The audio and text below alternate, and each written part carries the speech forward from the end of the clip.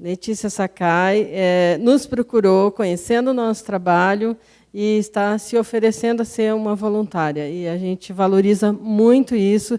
É uma novidade para nós, né? Embora a gente, o ano passado, já falou um pouco de compliance, mas prestem atenção, para todas as empresas isso vai ser necessário, para todas as empresas, até as pequenininhas vão ter que fazer seus planos de prevenção à corrupção.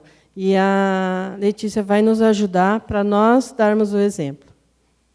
Bom dia a todos. Tá, obrigada, Rony. Olha, é um imenso prazer poder falar para vocês. Eu gostaria primeiro de agradecer a oportunidade, o convite do Observatório Social do Brasil, aí nas figuras do Ney, da Rony, da Letícia mesmo. Uma breve apresentação sobre mim. A minha formação é em administração de empresas, eu tenho uma especialização em compliance e anticorrupção. Eu sou sócia da Veritas, nós somos uma consultoria focada em gestão de riscos e compliance, e nós trabalhamos para micro e pequenas empresas no Brasil. A gente, às vezes, pensa que compliance e anticorrupção são temas para grandes empresas, mas não, a nossa realidade é um pouquinho diferente. Então, voltando aqui para o que a Rony estava falando, o que é compliance? A gente tem ouvido aí nesses 3 dias falar sobre esses assuntos, compliance, anticorrupção.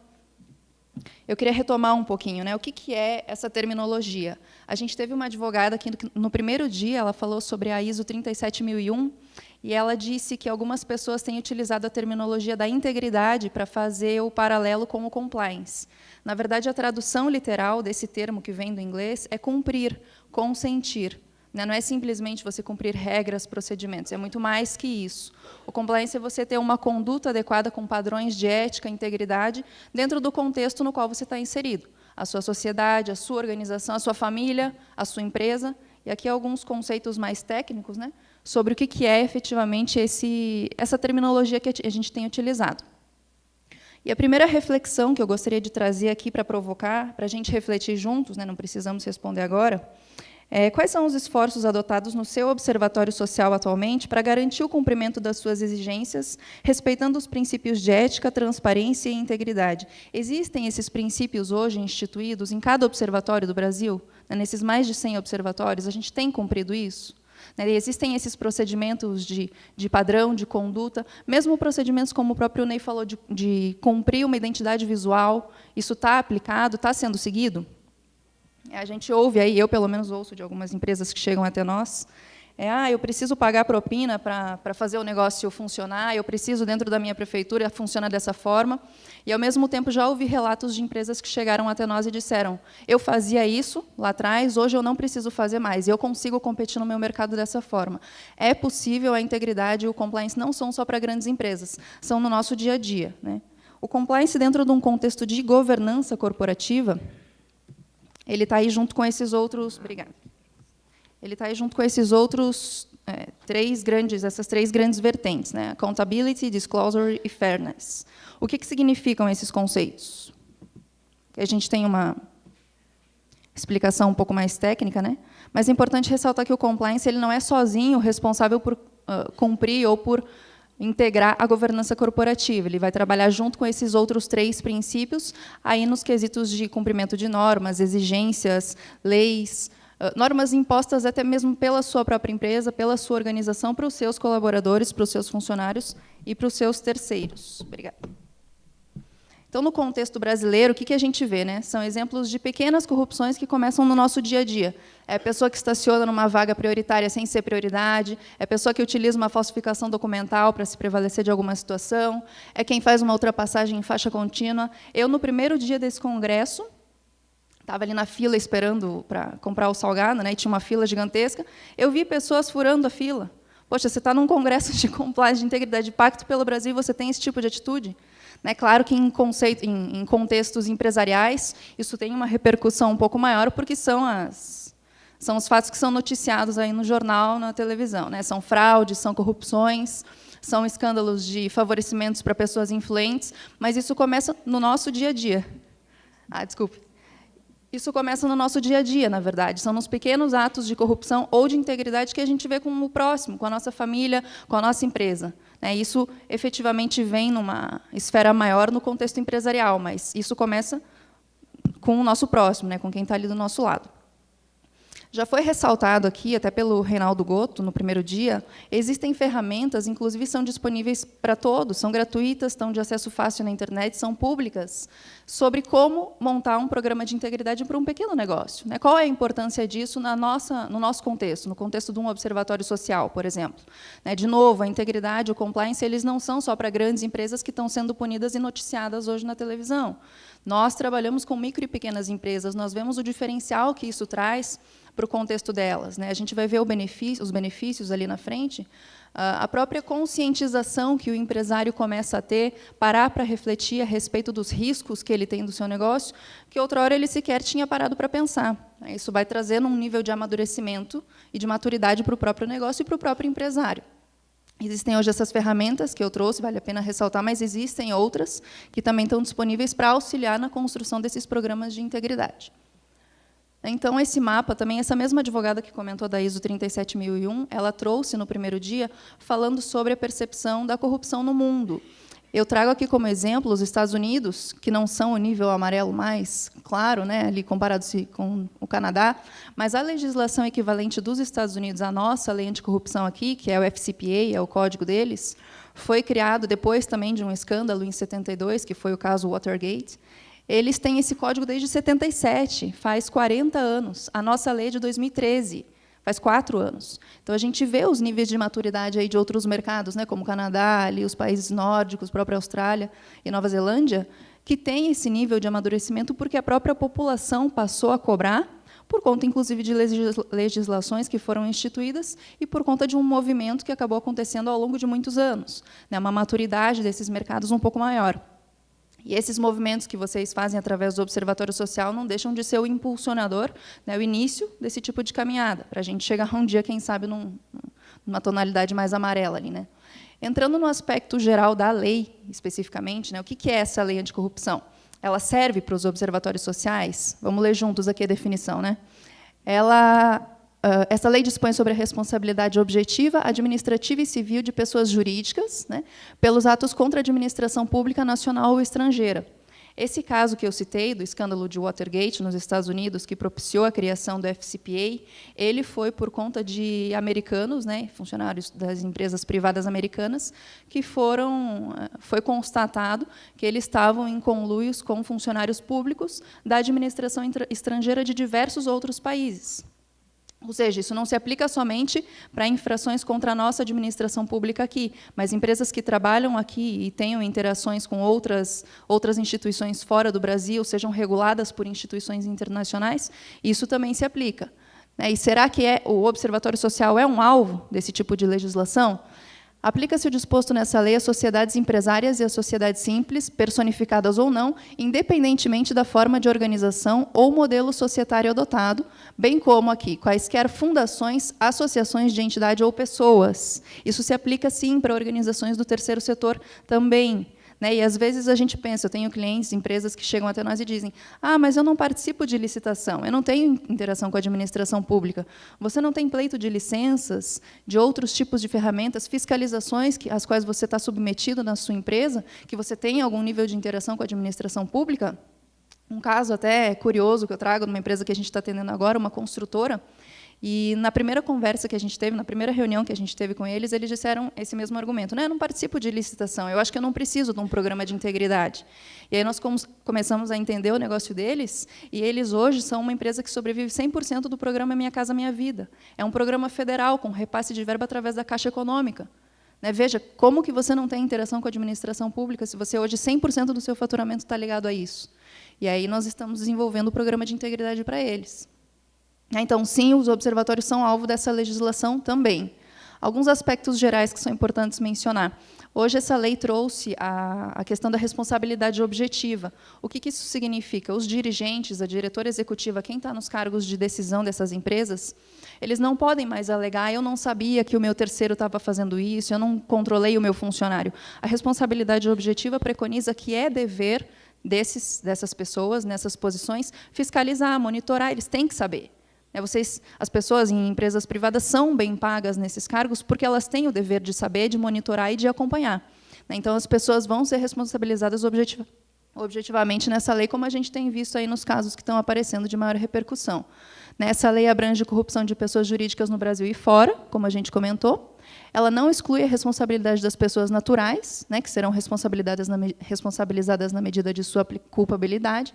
E, no caso de operações societárias que possam vir a surgir, fusões, incorporações, cisões mesmo, né, vai subsistir a responsabilidade da pessoa jurídica. Por quê? Existem dois... A gente vai entrar nas responsabilidades daqui a pouco, né, nas culpabilidades. Mas o que são, efetivamente, os atos lesivos? O que significa, então, que eu posso ser enquadrado e penalizado mediante essa lei? Prometer, oferecer ou dar vantagem indevida a agente público ou a terceira pessoa a ele relacionada. Então, de novo, né, não participo de licitação, não tenho interação nesse sentido.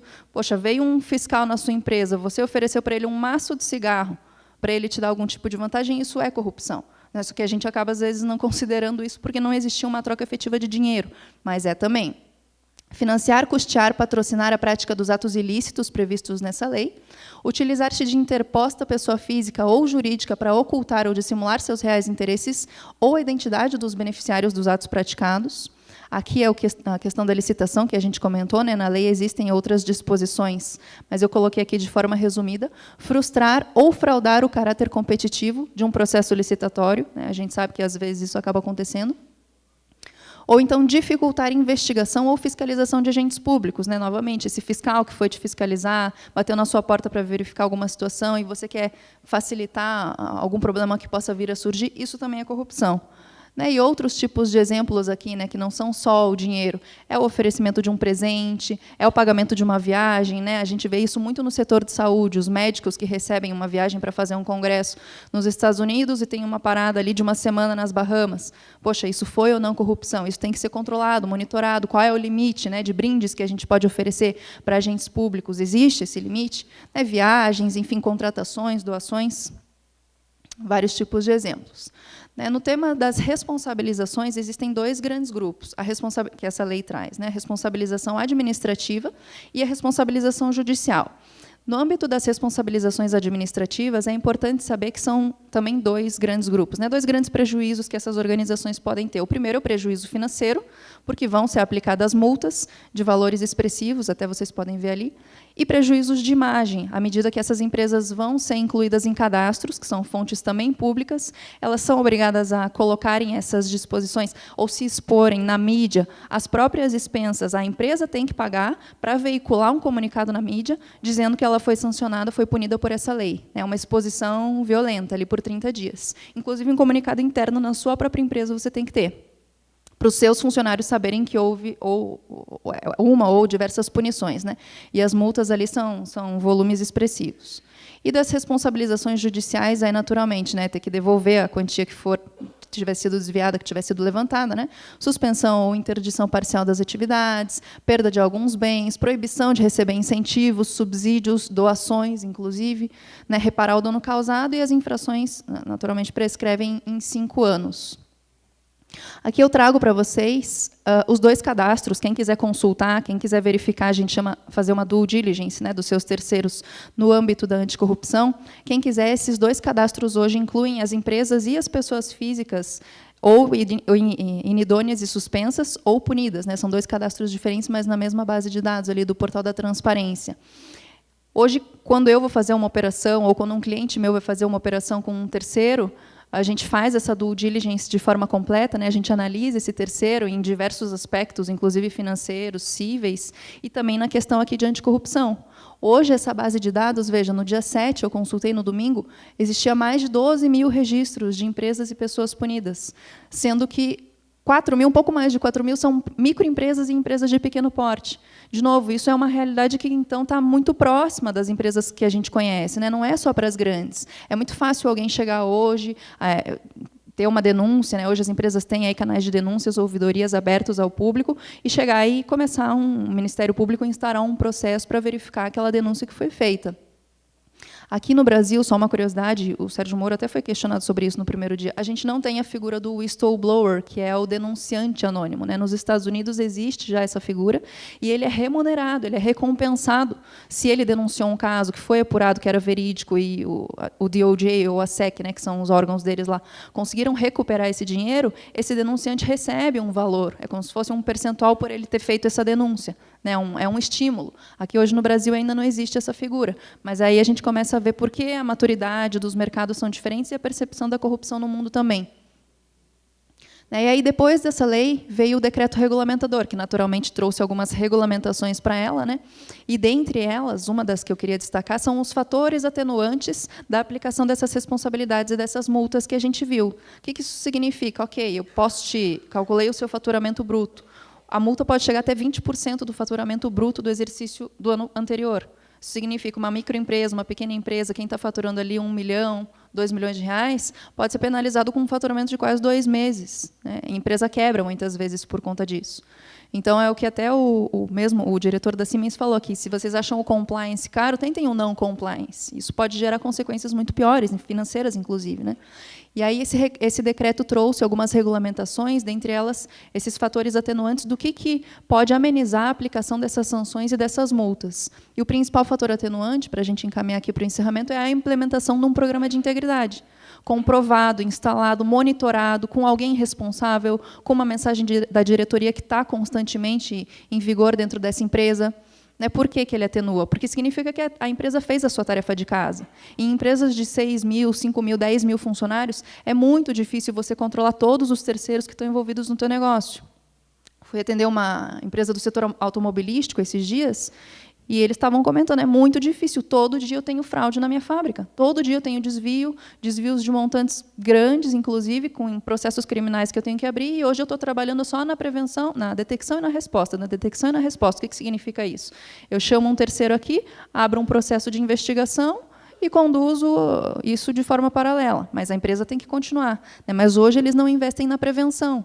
Eles não têm medidas disciplinares instaladas para casos como esses. O que acontece se você pega um funcionário desviando? O que você vai fazer? Você vai ter que submeter para um conselho, vai ter que tomar uma decisão que vai levar meses? Enquanto isso, a empresa está sofrendo prejuízo todo dia. Né? Então, existem alguns casos, o mais emblemático é de uma instituição financeira, que ela teve o seu funcionário comprovadamente agindo em conluio de corrupção com um funcionário chinês, e a empresa conseguiu se isentar das multas e das sanções porque ela provou que aquele funcionário tinha sido submetido a não sei quantos treinamentos, que ele recebia avisos semanais, quinzenais, sobre o programa de integridade, que o programa de integridade estava disponível de fácil acesso, que ele tinha dado um consentimento, que ele estava ciente das políticas da empresa, enfim, ela tinha isso implementado e controlado e monitorado. Né? E aí, por quê? Por que implementar, então, um programa de integridade numa instituição do terceiro setor, num observatório social? Até o que o Stefan tinha comentado ali no vídeo. Né? É a mentalidade de vamos pensar globalmente, ok, os casos de corrupção estão acontecendo, estamos vendo na mídia, mas vamos agir localmente. Então, nós temos ferramentas gratuitas, nós temos metodologia para implementar um programa de integridade dentro de casa. Aqui alguns conceitos mais técnicos também sobre o que é a integridade, o que é a diferença, do compliance para a integridade. Basicamente, a própria CGU, o Ministério da Transparência, faz essa diferenciação.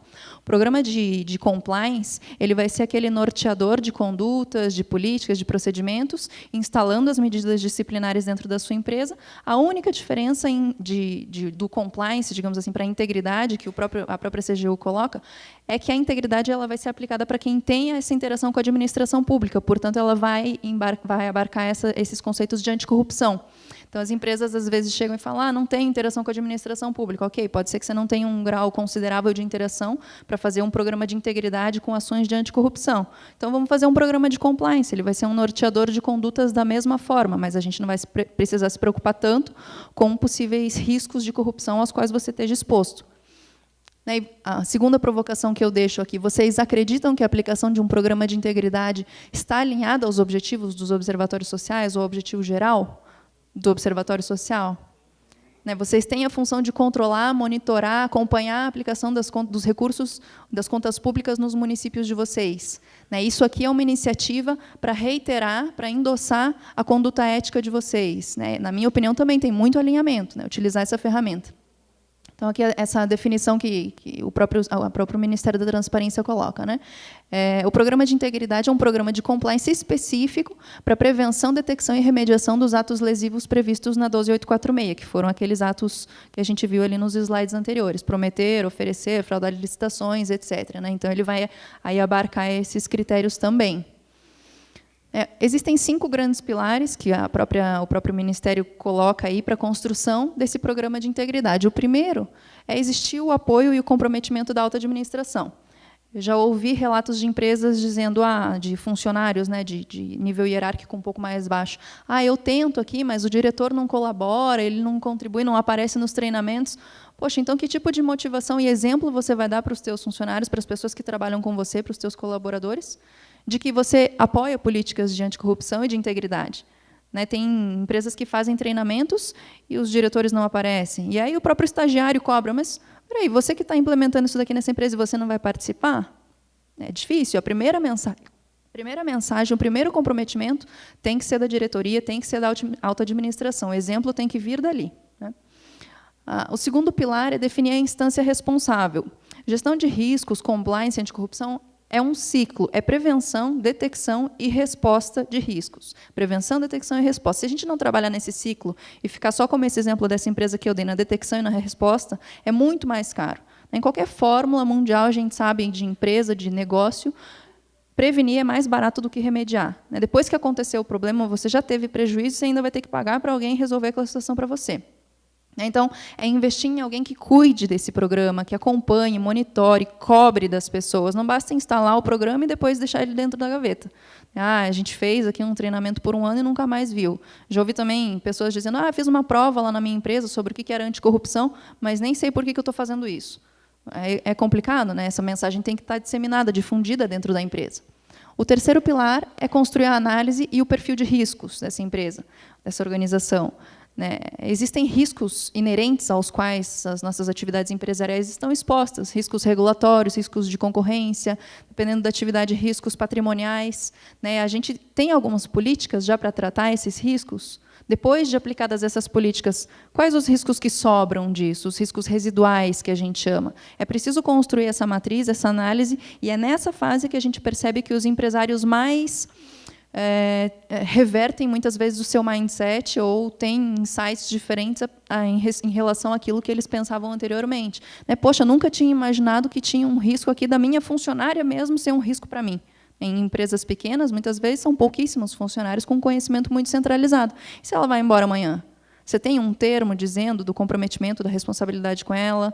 Você tem um termo desses funcionários te autorizando a confiscar esses materiais em casos de investigações, se for necessário, para não alegarem depois, espera aí, você está invadindo o meu território pessoal, sendo que esse equipamento é um equipamento da empresa?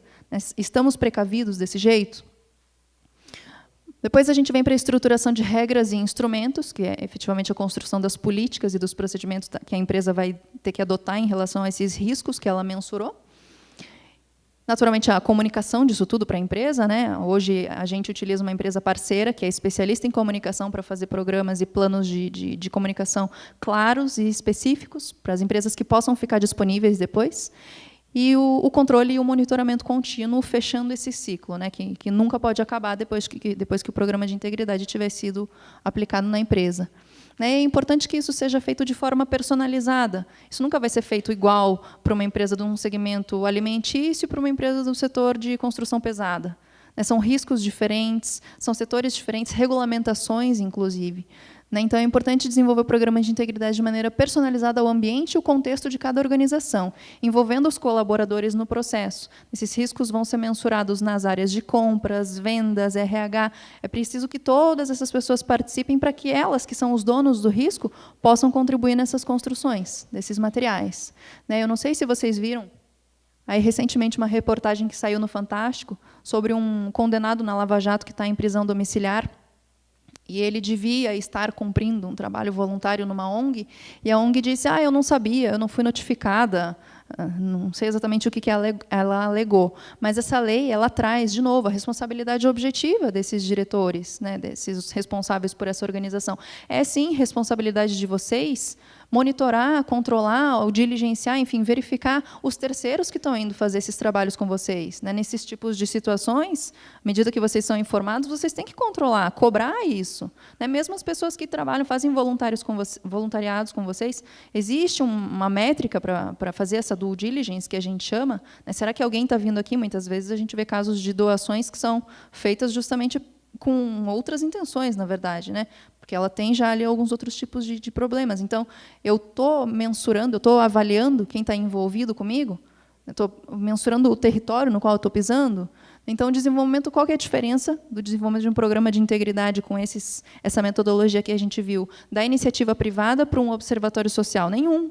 A gente vai seguir essas 5 mesmas etapas da mesma forma. Vocês são uma organização que está sujeita a riscos como qualquer entidade privada, né? E os benefícios obtidos com a aplicação dessa metodologia também vão ser muito parecidos. A gente vai ver aqui no próximo slide. Isso pode até funcionar para vocês como uma chancela para a área livre de corrupção. Poxa, a empresa tem o seu programa de integridade instalado, ela é uma área livre de corrupção. Significa que ela segue aquelas medidas. Alguns dos benefícios aqui da implementação desse programa. Vai trazer benefícios de imagem. Eu, que trabalho com micro e pequenas empresas, você vê que, muitas vezes, outras micro e pequenas empresas também do segmento que a gente está atendendo, muitas vezes não têm essas iniciativas. Então, acaba se tornando um grande diferencial competitivo mesmo para elas, inclusive societário. Mais para frente, se elas pensam em vender essa empresa ou adquirir um sócio novo, dá uma segurança para quem vai trabalhar. Prevenção e detecção de riscos, maior conhecimento sobre o negócio, principalmente nessas fases a partir da análise de riscos, que eu estava mencionando. Proteção à diretoria executiva. À medida que vocês têm um programa implementado na empresa ou no observatório, a diretoria executiva, que tem essa responsabilidade objetiva, também pode ser isentada de alguns tipos de punições, mostrando que foi feito o dever de casa. Proteção a perdas, maior atratividade, enfim, muitos benefícios relacionados à marca e benefícios financeiros também, de prevenção de perdas, né? E boas práticas de governança, naturalmente. Então, assim, para ratificar e deixar claro o que eu vejo assim, como alinhamento, né, da aplicação do programa de integridade na realidade de vocês e dos objetivos que vocês têm como observatórios nas suas cidades. Isso ratifica, endossa a postura de vocês como uma organização que está trabalhando para a ética, para a transparência das contas com o seu município, com a sua sociedade, endossa e estimula a adoção de um comportamento ético. As pessoas, a partir do momento em que tantos observatórios estão sendo criados e já tiverem esse tipo de programa instituído, ou mesmo novos voluntários que aderirem à participação nos observatórios de vocês, já saberem disso, poxa, já existe um programa aqui que está sendo cumprido. Alinha os objetivos de vocês e do próprio programa, replica para a comunidade local quantas empresas às quais os observatórios hoje não têm acesso, que essa mensagem pode ser disseminada, e a própria comunidade empresarial pode ter isso aplicado no seu dia a dia. E tem uma aplicabilidade nacional, à medida que vocês aí estão espalhados hoje em diversos estados, né? Para finalizar aqui, eu queria deixar 4 reflexões para a gente pensar juntos, na realidade dos observatórios. Eu tenho claros os padrões de ética e conduta, bem como as regras, políticas e procedimentos do observatório. A Rony estava comentando que vai ser feita uma revisão no Código de Conduta. Isso está disseminado? Isso é do conhecimento de todos? Qual vai ser a participação dos observatórios nessa refação desse documento que é tão importante? Dentro desse documento existem essas políticas? Eu estou seguindo essas políticas? Eu sei quais são? Isso está de fácil acesso? Existem medidas disciplinares instituídas para casos de má conduta ou infrações? É uma das etapas da construção desse programa de integridade, instalar quais vão ser as medidas punitivas ou disciplinares que a gente vai tomar, sanções em relação à detecção de um possível ato ilícito dentro da nossa realidade. Existe isso hoje?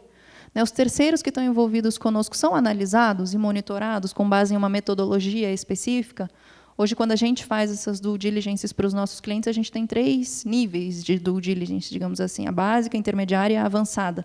E aí, a avançada, geralmente, a gente vai abrindo grupos societários para mostrar até o final quem são os envolvidos nesse negócio, se esse negócio é seguro ou não para o nosso cliente, como dar um sinal verde ou amarelo para ele. E, muitas vezes, em 80% dos casos, a gente entrega pareceres dizendo que o risco do negócio é alto, que o que o cliente faz? Fecha o negócio, vai continuar com o negócio. Depois, o que a gente entra com o plano de gerenciamento de riscos. E aí, geralmente, um departamento jurídico também para ajudar nas questões contratuais ou processuais mesmo. Então, assim, para que você está fazendo um parecer para evitar o risco, se o empresário vai lá e toma essa decisão de qualquer forma? E existe um canal de comunicação aberto ao público para denúncias, a gente chama canal de denúncias ou ouvidoria.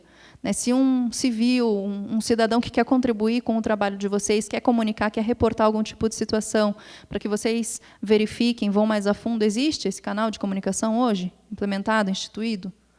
algumas reflexões. A mensagem final que eu gostaria de deixar, pessoal, é assim: a integridade independe do segmento de atuação e do seu tamanho. É um compromisso com você, com a sua sociedade, com as pessoas com as quais você está convivendo. Né? Vamos pensar, a gente aplica isso hoje como voluntários no Observatório Social, mas a gente está fazendo isso no nosso dia a dia. Aquelas pequenas corrupções que a gente viu que se expandem de formas maiores em contextos empresariais. Né? Independe, então, é um compromisso com a sua organização e com a sua sociedade. Muito obrigada pela atenção. E acho que agora... A gente tem muito a agradecer a você, Letícia, por ter nos procurado, né? Graças ao trabalho de todos nós, a gente tem encontrado as joias raras, como as que vocês viram durante o nosso evento, e hoje com o Stefan, com a Letícia, que vem para nos ajudar a ter um monte de empresa de consultoria, de advocacia, que entende de compliance, que poderia a gente lançar mão. Qual delas nos procurou?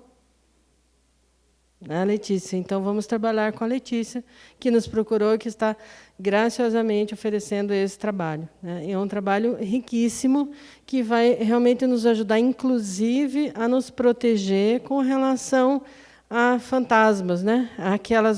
Aqueles observatórios que se criam com outros interesses que não são os nossos, né? Que usam a nossa marca, usam o nosso nome, e a gente não sabe o que estão fazendo por aí. Né? Então, vai nos proteger, inclusive, quanto a isso. Né? Vai nos ajudar também a tomar mais cuidado com as parcerias que a gente tem. Em todas as parcerias que a gente faz, nos acordos de cooperação com as universidades, com a OAB, com os CRCs, com outras empresas, em todos tem uma cláusula que fala zelar pela imagem e bom nome do parceiro. E, se nós não zelarmos, ou se algum de nós macularmos a imagem de um dos nossos parceiros, nós podemos sofrer ações penais, né? Civis, penais, o que seja. Então, nós precisamos tomar cuidado. Né? Então, a gente tem que tomar muito cuidado com isso. Nós temos todas as parcerias têm documentos assinados e a gente precisa honrar esses documentos. E esse trabalho que Letícia está se propondo a fazer conosco vai nos ajudar, inclusive, nisso. Né? E em tudo aquilo que a gente já falou, que é ser exemplo, ser modelo, e, quem sabe, levar esse trabalho também para as empresas nas cidades. E ser a partir desse trabalho com a empresa da Letícia, é um serviço que nós vamos oferecer para as empresas e que poderá gerar renda para nós. Né? Então, nós precisamos trabalhar nisso, a diretoria já está discutindo essa possibilidade também. Então, tenho muito a agradecer, Letícia,